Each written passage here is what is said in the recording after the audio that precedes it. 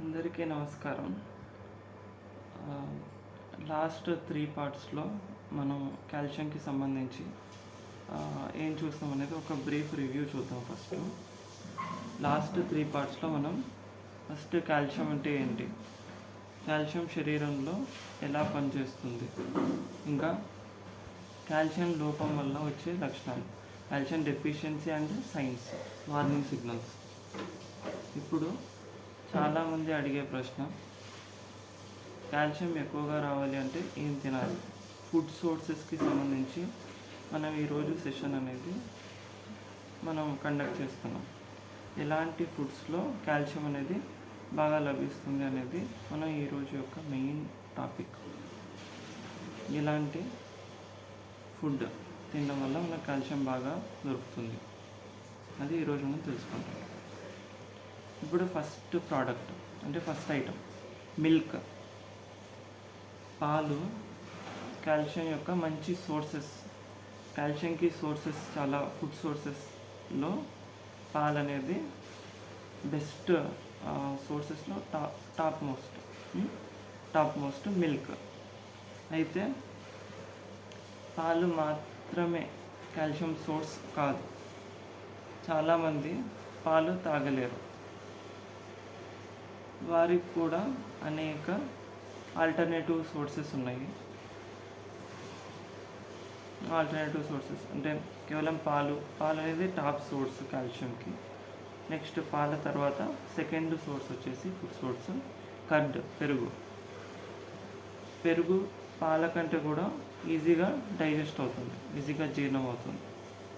ఇందులో probiotics, calcium, protein ఉంటాయి. మన కర్డ్లో ఏముంటాయి?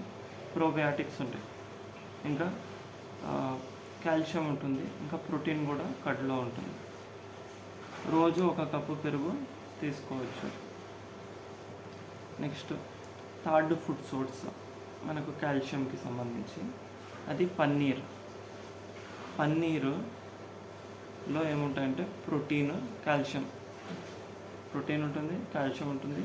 ఈ రెండిటికి పన్నీర్ అనేది best source, protein, calcium. Gym చేసేవారికి పన్నీర్ అనేది చాలా మంచి ఆహారం. Next fourth source food source ragi భారతదేశంలో కాల్షియం ఎక్కువగా ఉండే ధాన్యాలలో ఒకటి. మనకు రాగి సంకటి, రాగి జావా, రాగి దోశ వంటివి మంచి ఫుడ్ చాయిసెస్. రాగి దోశ, రాగి జావా, రాగి సంకటి ఇలాంటివన్నీ కూడా మనకు మంచి ఫుడ్ చాయిసెస్, ఫుడ్ ప్రిఫరెన్సెస్ మనకు ఇండియాలో. Next sesame, fifth food source sesame seeds అంటే నువ్వులు చిన్నవిగా కనిపించిన కాల్షియం చాలా ఎక్కువగా ఉంటుంది. వాటిని చట్నీ రూపంలో, లడ్డు లాగా లేదా పొడి రూపంలో తీసుకోవచ్చు.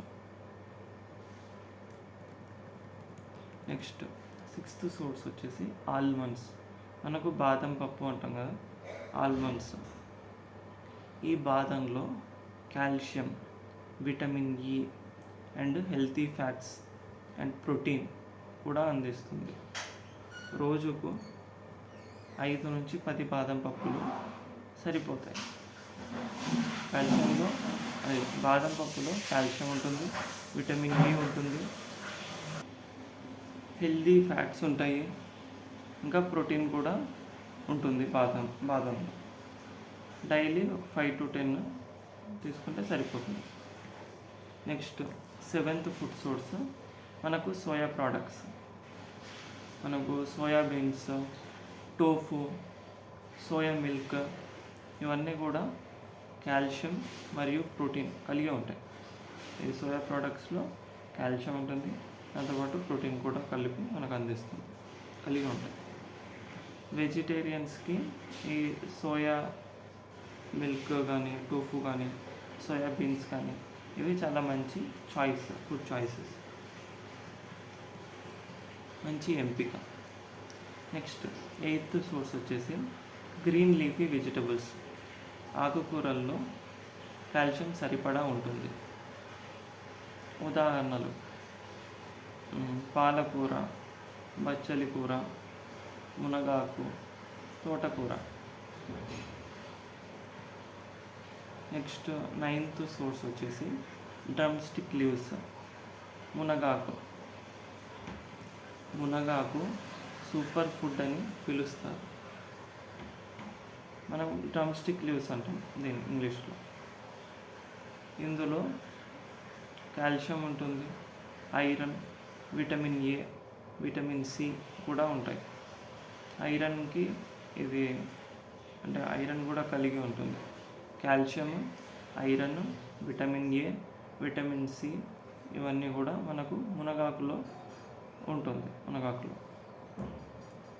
నెక్స్ట్ 10th ఫుడ్ సోర్స్ మనకు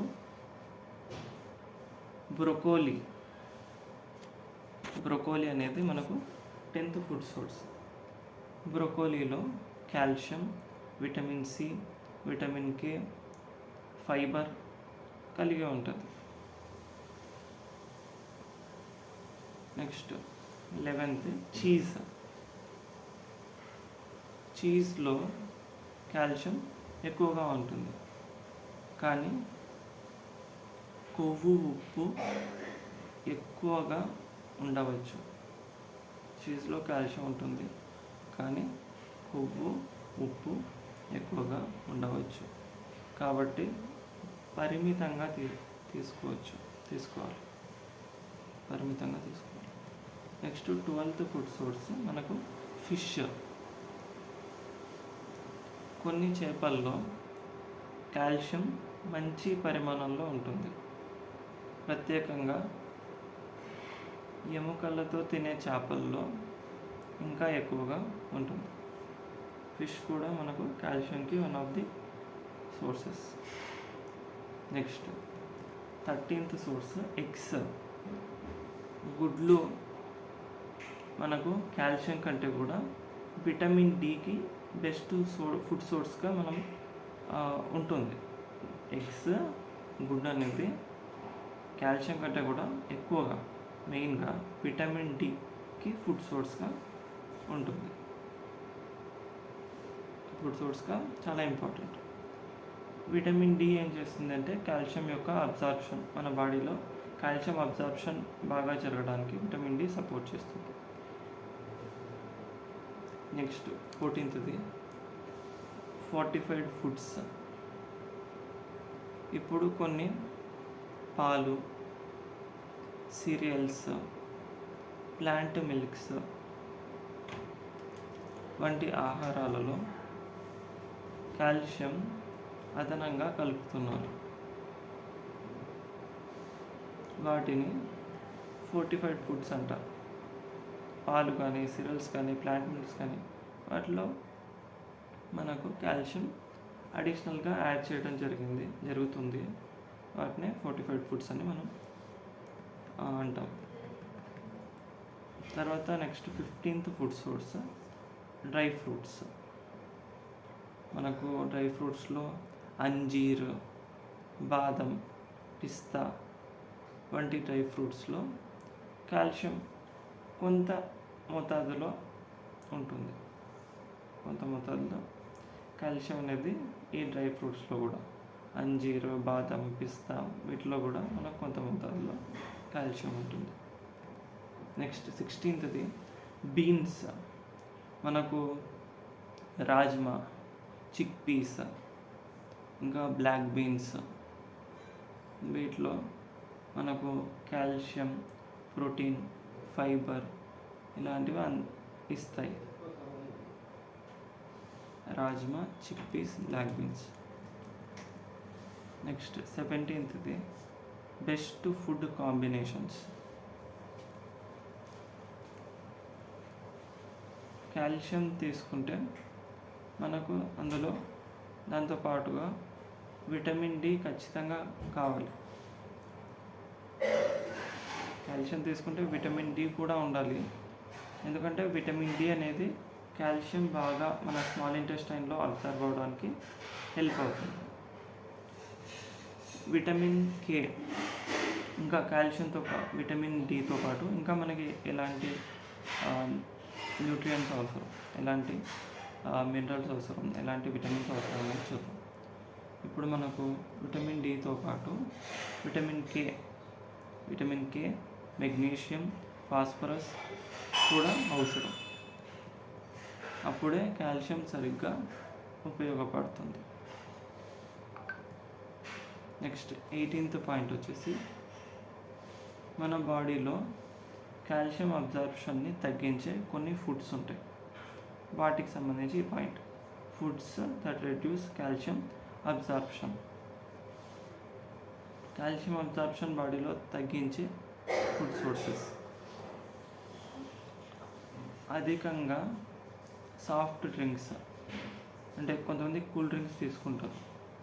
ఎక్కువగా అధికంగా సాఫ్ట్ డ్రింక్స్ అంటే ఎక్కువ కూల్ డ్రింక్స్ మీద ఎవరైతే డైలీ కన్జంప్షన్ ఉంటుందో, కూల్ డ్రింక్స్ కన్జంప్షన్ డైలీ, వాళ్ళకి కాల్షియం అనేది అబ్జార్ప్షన్ తక్కువగా ఉంటుంది. అంతేకాకుండా ఎక్సెస్ సాల్ట్, ఉప్పు ఎక్కువగా వాడుతూ ఉంటారు వాళ్ళ ఫుడ్లో. ఉప్పు ఎక్కువగా తీసుకోవడం వల్ల కూడా కాల్షియం అబ్జార్ప్షన్ అనేది తగ్గిపోతుంది. నెక్స్ట్ కొన్ని వ్యసనాలు ఉంటాయి మనకు, స్మోకింగ్ కానీ, ఆల్కహాల్ కన్జంప్షన్ కానీ, వీటి వల్ల కూడా మనకు కాల్షియం అబ్జార్ప్షన్ బాడీలో తగ్గిపోతుంది. ఇంకా అధిక కాఫీ, ఎక్కువగా పదే కాఫీల మీద కాఫీ తాగేస్తుంటారు. అలాంటి వల్ల కూడా కాల్షియం అబ్జార్ప్షన్ అనేది శరీరం రెడ్యూస్ అవుతుంది. కాల్షియం అబ్జార్ప్షన్ మన స్మాల్ ఇంటెస్టైన్లో తక్కువ జరుగుతుంది. ఇవి కాల్షియం ఉపయోగాన్ని ఎఫెక్ట్ ఇస్తాయి, ప్రభావితం చేస్తాయి, జరిగే అవకాశం ఉంది.